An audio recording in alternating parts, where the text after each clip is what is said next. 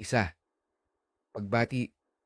Magandang gabi mga kaibigan. Ako ang inyong gabay sa misteryoso at makapangyarihang mundo ng Kosmicheskoy Pugodi, ang lagay ng panahon sa kalawakan.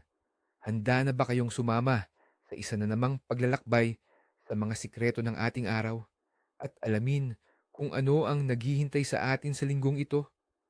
Humanda, dahil sa kalawakan, walang boring na sandali.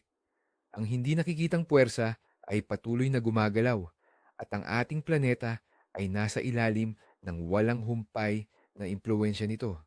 Dalawa.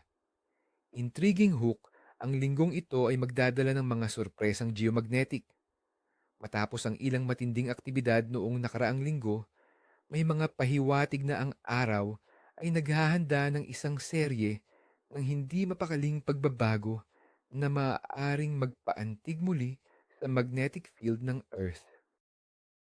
Hindi man kasing tindi ng mga nagdaang malalaking bagyo, ngunit ang mga paparating na coronal hole high-speed streams ay maaaring magdulot ng sapat na kaguluhan para maramdaman natin dito sa lupa. Tatlo, pangkalahatang pagtataya para sa linggo. Sa pangkalahatan, ang linggong ito mula Enero 26 hanggang Pebrero 1, 2026 ay maaaring ilarawan bilang moderate hanggang tense.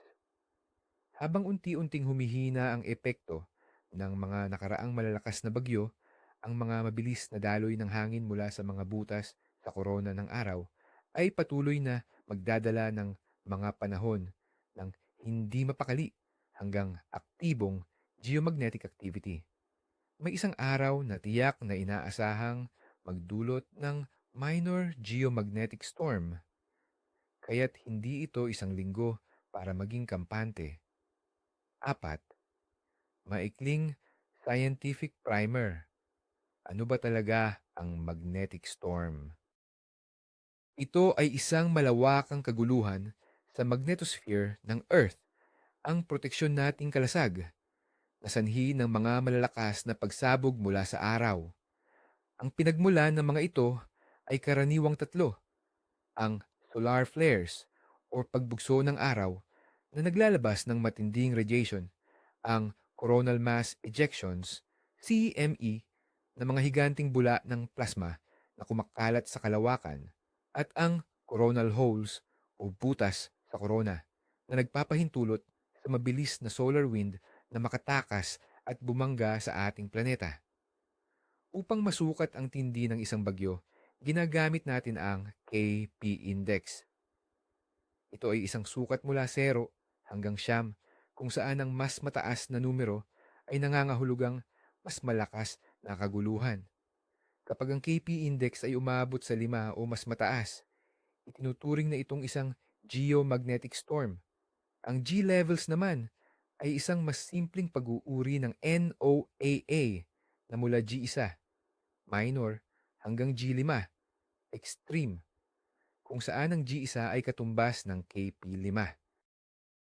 Ang mga coronal hole high-speed streams ay madalas na nagdudulot ng unsettled hanggang aktibong kondisyon, K4 3 hanggang 4, or minor storms, G1/KP5. 5. Kalendaryo ng magnetic storms para sa linggo narito. Ang detalye ng inaasahang geomagnetic activity mula Enero 26 hanggang Pebrero 1, 2026. Lunes, ika-26 ng Enero. Simula ng linggo na may medyo kalmado, ngunit hindi mapakali na kondisyon. Ang KP index ay inaasahang nasa quiet hanggang unsettled na antas, KP 2 hanggang 3. Bagaman walang direktang banta ng malakas na bagyo, ang nalalabing impluensya mula sa mga coronal hole high-speed streams ay maaaring magdulot ng bahagyang pagbabago. Martes, ika-27 ng Enero. Magiging unsettled hanggang aktibo ang kondisyon ng geomagnetismo, KP 3 hanggang 4. Ito ay sanhi ng patuloy na impluensya ng coronal hole high-speed stream na naglalabas ng mabilis na solar wind. Maaaring maramdaman ang kaunting pagbabago sa kalusugan ng mga sensitibong individual, ngunit hindi inaasahan ang malawakang epekto sa teknolohiya. Miyerkules, ika-28 ng Enero, patuloy ang unsettled hanggang aktibong level, KPA 3 hanggang 4. Tulad ng Martes, ang aktibidad ay dulot pa rin ng coronal hole at maaaring magdulot ng papangkalahatang pakiramdam ng pagkabagabag sa mga tao. Maging handa para sa posibleng minor disruption sa komunikasyon. Huwebes, ika-29 ng Enero, ang pinakamapanganib na araw. Ito ang araw na inaasahang magkakaroon ng G1 minor geomagnetic storm, KP5. Ang epekto nito ay direktang galing sa isang recurrent coronal hole high-speed stream na tatama sa magnetosphere ng Earth. Maaaring maramdaman ang mga sumusunod: bahagyang pagkagambala sa power grids, epekto sa satellite operations, lalo na sa mga low Earth orbit, at posibleng bahagyang pagpapahina ng radio communication sa high latitudes. Para sa mga sensitibong tao, asahan ang mas matinding epekto sa kalusugan tulad ng pananakit ng ulo, pagbabago sa mood, at pagkapagod. Biyernes, ika-30 ng Enero. Pagkatapos ng peak activity, babalik tayo sa unsettled hanggang aktibong antas, KP 3 hanggang 4. Bagaman humihina na ang pinakamalakas na epekto, ang enerhiya mula sa coronal hole ay mananatili na nagdudulot ng patuloy na pagbabago sa magnetic field ng Earth. Sabado, ika-31 ng Enero, mananatili sa unsettled hanggang aktibong kondisyon, KP 3 hanggang 4. Ang pagtatapos ng Enero ay magiging bahagyang magulo pa rin na may posibilidad ng mabilis na pagbabago sa solar wind. Linggo, ika-1 ng Pebrero. Ang unang araw ng Pebrero ay inaasahang magiging quiet hanggang unsettled, KP 2 hanggang 3. Ito ang bintana ng kapayapaan pagkatapos ng mga araw ng kaguluhan, bagaman laging may posibilidad ng hindi inaasahang pagbabago mula sa araw. 6. Mga posibleng konsekwensya. Ang mga geomagnetic storm, kahit minor lamang, ay may sapat na lakas para makaramdam tayo ng epekto. Para sa mga meteosensitive na tao, asahan ang posibleng pananakit ng ulo, pagkahilo, pagbabago sa presyo ng dugo, at pagkagambala sa pagtulog. Ang sistema ng cardiovascular ay maaaring maapektuhan, kaya't mahalaga ang pag-iingat lalo na para sa mga may dati ng karamdaman. Sa teknolohiya, ang mga minor storms, G1, ay maaaring magdulot ng mahinang pagkagambala sa power grids, lalo na sa matataas na latitude. Maaari ring magkaroon ng bahagyang epekto sa operasyon ng satellite at posibleng bahagyang makagambala sa high-frequency radio communications, particular sa mga polar region. Ang mga sistema ng GPS at GLONASS ay maaaring makaranas ng kaunting pagkasira sa katumpakan. 7.